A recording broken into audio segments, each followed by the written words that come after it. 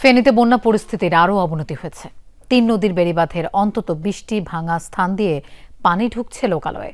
প্লাবিত ফুলগাজী, পরশুরাম ও ছাগলনাইয়ার প্রায় ১০০ গ্রাম। পানি ওঠায় এখনো বন্ধ ফেনী পরশুরাম সড়কে যান চলাচল। এরই মধ্যে খোলা হয়েছে ১৬১টি আশ্রয় কেন্দ্র। নতুন ব্লেন্ডে আরো রিচ অ্যারোমায় সেলন ফ্যামিলি ব্লেন্ড টে। বানের জলে ভাসছে ফেনীর বিস্তীর্ণ এলাকা। চারিদিকে শুধু পানি আর পানি। প্লাবিত প্রায় ১০০র মতো গ্রাম। মুহুরী, কহুয়া ও সিলোনিয়া নদীর আরও কয়েকটি স্থানে ভেঙেছে বেড়িবাঁধ। ২০টি ভাঙা স্থান দিয়ে হু হু করে জল ঢুকছে লোকালয়ে। ফুলগাজীর ৬৭, পরশুরামের ২৭ ও ছাগলনাইয়ার ৪টি গ্রাম জলমগ্ন। বাড়িঘর ছাড়ি চলে যাই, বাড়িঘরে অনেক পানি উড়ে গেছে। বাড়িতে পানি উঠছে, ওই জন্য ফেনীর দিকে চলে যাচ্ছে। ওইদিকে খুব স্রোত, পানি বাড়তেছে। আকাশের অবস্থা বেশি ভালো না, পানির অবস্থা অতিরিক্ত, পানি বাড়তেছে। দেশের জনগণ অনেক কষ্টে আছে। কালকে বিকাল বেলা পানি ছিল সামান্য কত ২ ইঞ্চি, রাত্রেবেলা থেকে এখান থেকে পানি হয়ে গেছে প্রায় ১.৫ ফিট। ওদিকে আরো বেশি হয়ে গেছে, বাড়িতে উড়ে যায়। ওদিকে ভাই অনেক পানি।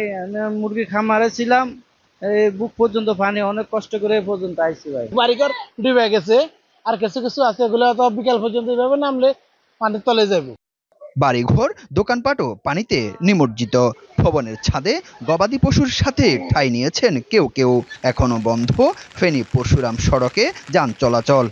আমাদের ঘর বাড়িতে পানি উঠে গেছে, এই জন্য আমরা বাড়ির মালিকের আরেকটা ছাদে আশ্রয় নিচ্ছি। এখন এখানে আমরা হাঁস, মুরগি, গরু, ছাগল, মানুষ সবাই মিলে একসাথে অন্তত ২৫ পরিবার আছি। আমাদের ঘরে অনেক পানি, তাই জন্য আমরা অন্যজনের বাড়িতে যাই, এখন আশ্রয় নিচ্ছি। আমাদের ঘরে এখন পানি, আমরা ছাদে আছি। আমাদের ঘরে রান্না বান্না করা যাচ্ছে না। নদী ভাঙ্গনে আমাদের লোকালয়ে পানি প্রবেশ করেছে। আমাদের ফসলি জমির ধানের চারা, মাছের ঘের এবং গরু ছাগল নিয়ে বাচ্চা কাচ্চি আমরা বহু কষ্টে আছি। বন্যা পরিস্থিতির অবনতি হওয়ায় খোলা হয়েছে ১৬১টি আশ্রয় কেন্দ্র। প্রতি মুহূর্তে সেখানে বাড়ছে ক্ষতিগ্রস্তদের সংখ্যা। আশ্রিতদের মাঝে বিশুদ্ধ খাবার পানি সরবরাহ করছে বিজিবি, পুলিশ ও সেনাবাহিনী। পানি উন্নয়ন বোর্ড জানিয়েছে, বল্লা মুখায় ভারত অংশে বাঁধ ভেঙে বাংলাদেশ অংশে পানি ঢুকছে। গত বছরের ক্ষতি কাটিয়ে উঠতে না উঠতে আবার বন্যার কবলে ফেনীবাসী। এরকম বন্যা থেকে রক্ষা পেতে বাঁধের একটি স্থায়ী সমাধান চান এখানকার বাসিন্দারা। আরিফুর রহমান, যমুনা নিউজ, ফেনী।